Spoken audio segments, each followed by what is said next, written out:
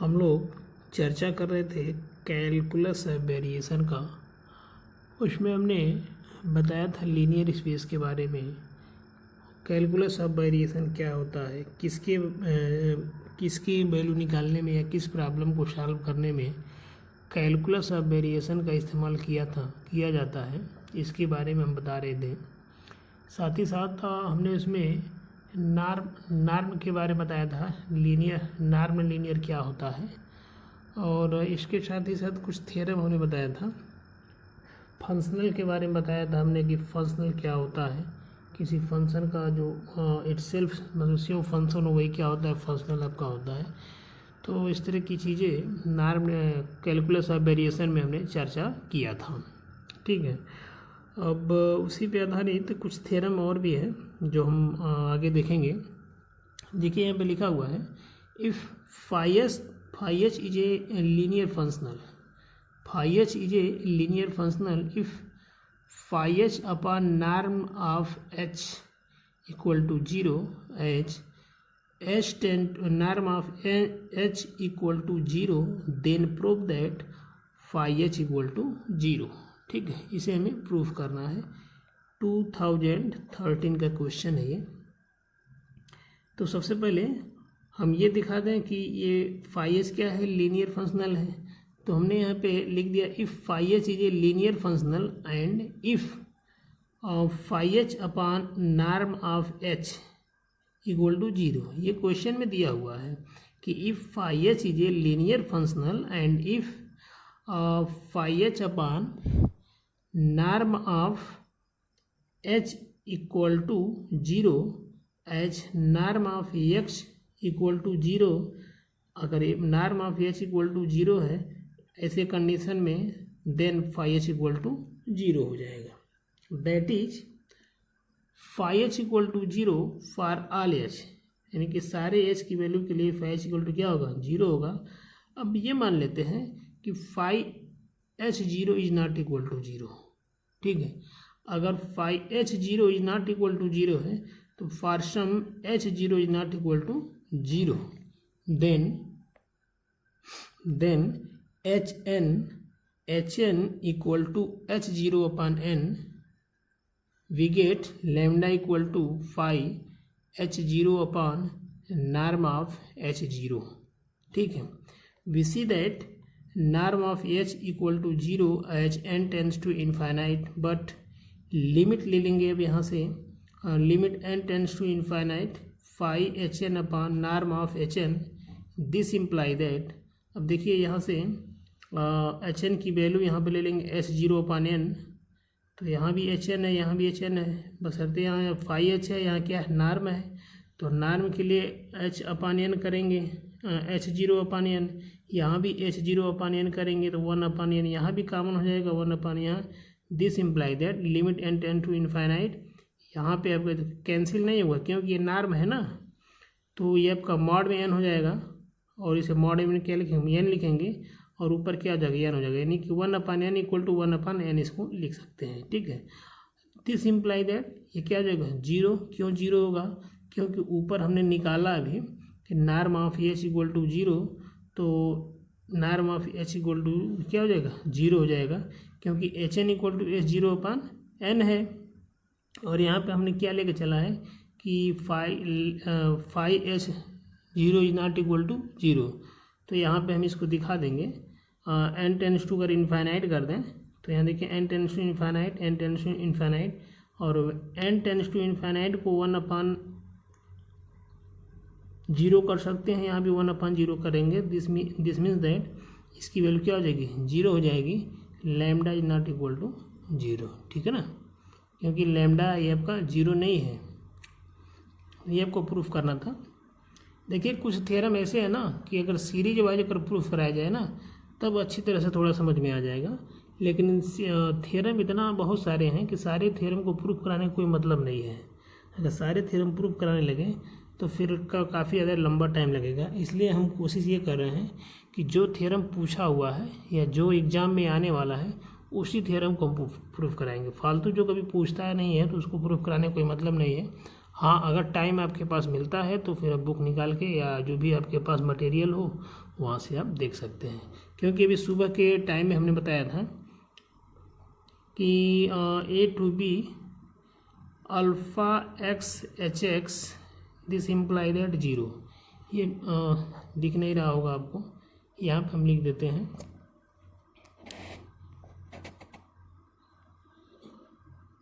सुबह के टाइम में हमने देखिए बताया था a to b alpha x into h x d x equal to zero. ये भी एक थ्योरम था प्रूव कराने के लिए, इसको हमने शायद कराया या नहीं कराया तो हमें नहीं मालूम है। और एक थ्योरम इसमें एक और था a to b alpha x h dash x d x equal to zero, ये भी एक थ्योरम है। और एक थ्योरम आपके पास alpha x h double dash x d x equal to zero integration a to b. ठीक है, तो ये सारे थ्योरम हैं। सारे थ्योरम कराना बड़ा मुश्किल हो जाता है क्योंकि सारे थ्योरम आते नहीं हैं, तो इसलिए हम कोशिश ये करते हैं जो थ्योरम आपको एग्जाम की दृष्टि से इम्पॉर्टेंट है वो थ्योरम हम करा देते हैं आप लोगों को। ठीक है ना, चलिए आगे नेक्स्ट थ्योरम देखते हैं। देखिए आपके पास नेक्स्ट थ्योरम है, so that the differential of A differentiable functional is unique. ये कह रहा है किसी डिफरेंशिएबल फंक्शन का डिफरेंशियल यूनिक है, ये हमको प्रूफ करके दिखाना है। कोई डिफरेंशिएबल फंक्शन है, उस डिफरेंशिएबल फंक्शन का डिफरेंशियल क्या हो, यूनिक हो, ये हमें प्रूफ करना है। तो प्रूफ कर लेते हैं। Let us suppose that the differential of the functional mod J y, ये फंक्शनल को क्या किसे नोट करेंगे, J y is not uniquely defined so that और del J y equal to phi one h plus epsilon norm of h and del J h equal to phi two h plus epsilon norm of h, where phi one h and phi 2h are linear functional and epsilon 1 comma epsilon 2 equal to 0 as norm of h equal to 0। ठीक है, अच्छा ये theorem जो है आपका 2018 में आया हुआ है। 2018 के बाद पहले 13 में भी आया था, 13 के बाद 10 में भी आया हुआ है। ठीक है ना, तो ये 3 साल आया हुआ क्वेश्चन है। आगे देखते हैं। दिस इम्प्लाई दैट, उसी के आगे से लिखिएगा phi one H minus phi two H equal to epsilon norm of H minus epsilon norm of H, या इसे लिख सकते हैं phi one H minus phi two H. This imply that, अब देखिए नॉर्म ऑफ एच दोनों में common है तो हम कॉमन ले लेंगे नॉर्म ऑफ एच और लिखेंगे अपसाइलन 2 माइनस अपसाइलन 1, या phi one H minus phi two H upon और नॉर्म ऑफ एच से इसको डिवाइड कर देंगे। This imply that epsilon 2 minus epsilon 1। Now phi one H minus phi two H is a linear function, ये आपका linear function है। And phi one H minus phi two H upon norm of H equal to 0। क्यों? क्योंकि norm of H equal to क्या होता है, 0 होता है। और जब norm of H equal to 0 होगा तो therefore phi one H minus phi two H equal to 0 हो जाएगा। दैट इज, अब ये चूँकि माइनस में है तो इसको इधर लेके चले जाइए, तो that is phi one H equal to phi two H. तो हम ये दिखा सकते हैं कि जो दिया गया फंक्शनल है वह कैसा है, यूनिक है। ठीक है, तो हम लिखेंगे hence the differential of A differentiable function is unique. ठीक है ना, जो दिया गया डिफरेंशिएबल फंक्शन है उसका जो डिफरेंशियल है वह क्या है, यूनिक है। तो ये आपका थ्योरम था।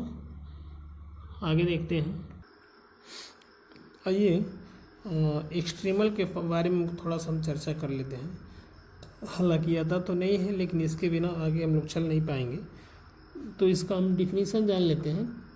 इसका डिफिनीसन ये होता है, कोई फंक्शन दिया हो किसी प्रकार का फंक्शन हो, अगर आइलर इक्वेशन को सेटिस्फाई कर रहा है तो इसे हम क्या बोलेंगे, एक्सट्रीमल बोलेंगे। ठीक है ना, कोई इक्वेशन या कोई फंक्शन जो आइलर इक्वेशन को सेटिस्फाई करे उसे क्या बोलेंगे, एक्सट्रीमल बोलेंगे। और एक्सट्रीमल जो है ना, आइलर इक्वेशन को सॉल्व करने में बहुत बड़ा इसका योगदान होता है। तो आपको आइलर इक्वेशन शुरू से पढ़ते आ रहे हैं और आपको मालूम होगा F Y minus D Y D X F dash होता है। तो इसका डिफिनीशन लिख लेते हैं, any function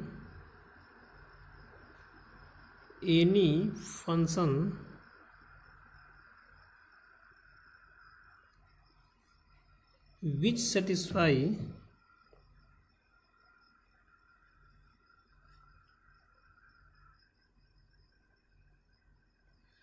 satisfy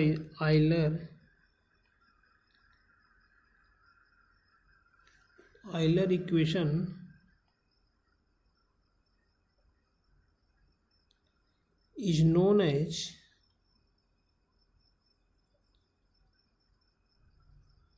extremal.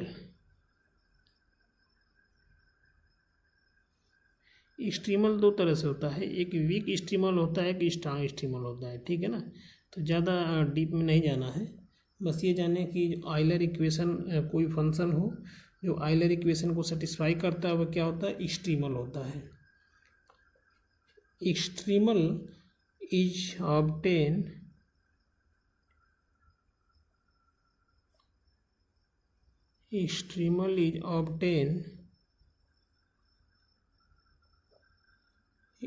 by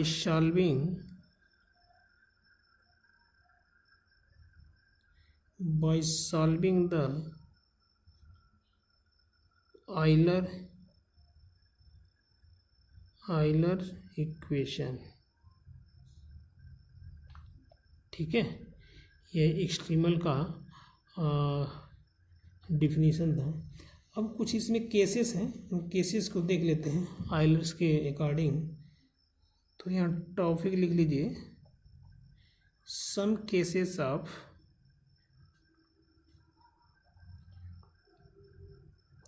extremal, some cases of extremal. Case number first लिखिए, case number first, if f is independent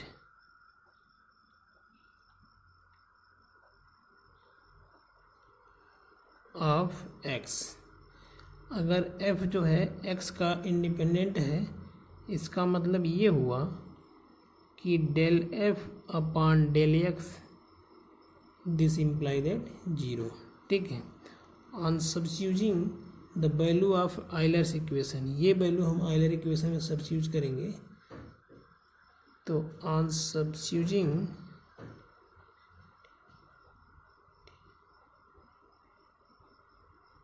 the value of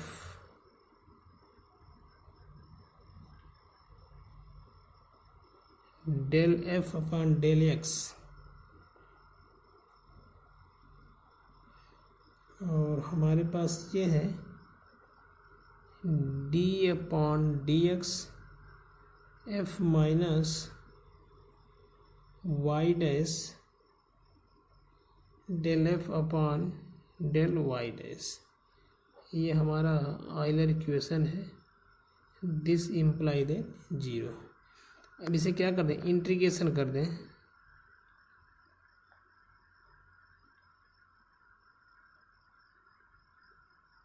on integrating, तो जब इंटीग्रेट कर देंगे तो हमारे पास बचेगा f minus Y dash del F upon del X equal to constant. ठीक है, ये हमारा पहला केस था। दूसरा केस हमारा ये होगा, when f is independent of y। यहाँ पे क्या था, f किसके प्रति इंडिपेंडेंट है, x के। अब y के प्रति निकालेंगे। ठीक, केस नंबर 2,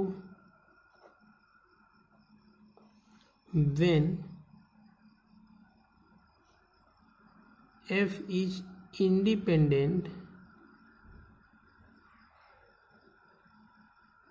ऑफ y। जब y के प्रति f इंडिपेंडेंट है, इसका मतलब ये हुआ that is del F upon del Y equal to 0। अब ये वैल्यू आइलर में रखेंगे, putting the value of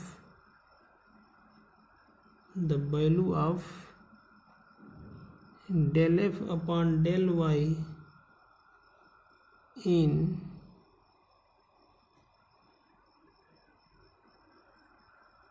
Euler equation, we get, तो ये आपका हो जाएगा D upon D X del F upon del Y dash, this imply that 0। ठीक है, जरा आइलर इक्वेशन में देख लीजिए, एफ जहाँ पे है इसको डिफ्रेंसिएशन कर देंगे तो आपका del F upon del Y हो जाएगा। ये वैल्यू हम 0 कर देंगे तो minus Y dash del F upon del Y dash equal to 0 होगा। ठीक है, दिस मीन्स दैट माइनस को अगर हटा दें तो D upon D X del F upon del Y dash equal to 0 हो जाएगा। अब इसे क्या कर दें, इंटीग्रेशन कर दें,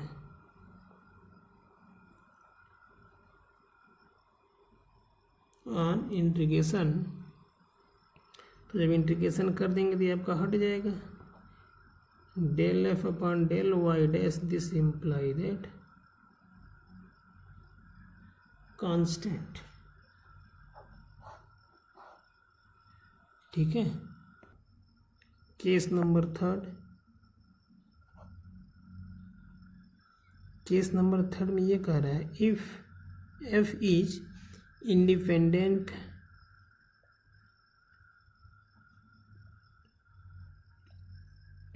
of Y dash, that is, यहाँ पे आपका हो जाएगा del F upon del Y dash equal to 0। अब ये वैल्यू हम कहाँ रखें, आइलर इक्वेशन में, substituting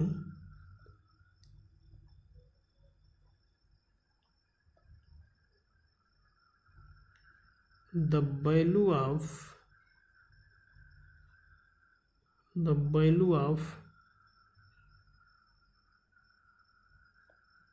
del f upon del y dash in the Euler's equation। ठीक है, तो अब जरा देखिए आइलर इक्वेशन में हम रख रहे हैं, ये आपका d अपॉन डी एक्स हो जाएगा,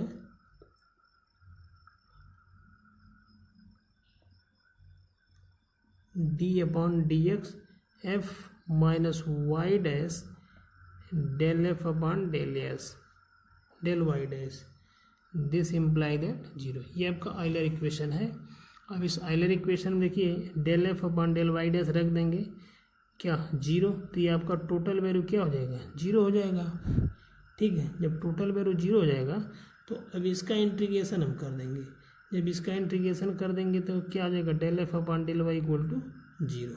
ठीक है, this imply that D upon D X, चूँकि वाई के रिस्पेक्ट में है, ये एफ का मतलब del F upon del Y हो गया, del F upon del Y equal to 0। अब यहाँ लिखेंगे on integration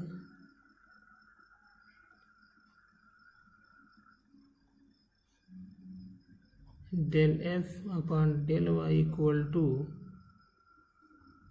constant.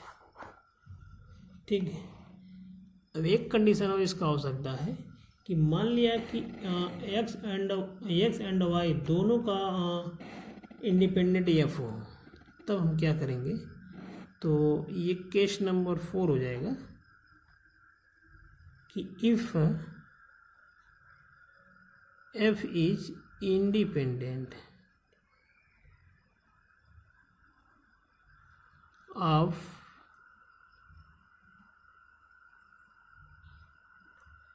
X and Y, जब एक्स और वाई दोनों इंडिपेंडेंट हो जाएगा तो लिखेंगे देन तब del F upon del X equal to 0 हो जाएगा एंड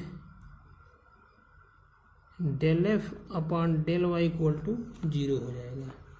या हम ऐसे इसको इस कंडीशन में लिख सकते हैं del square F upon del X del Y dash equal to 0 होगा। एक बार इसको यानी कि x के रूप में डिफरेंशिएट करेंगे तो ये होगा। अब y के रूप में अगर डिफरेंशिएशन करते हैं तो del square F upon del Y dash equal to 0। अब ये दोनों वैल्यू हम पुट करते हैं आइलर इक्वेशन में।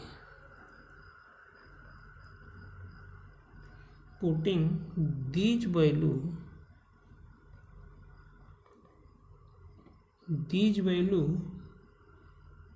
in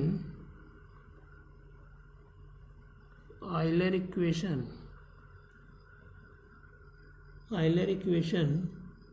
then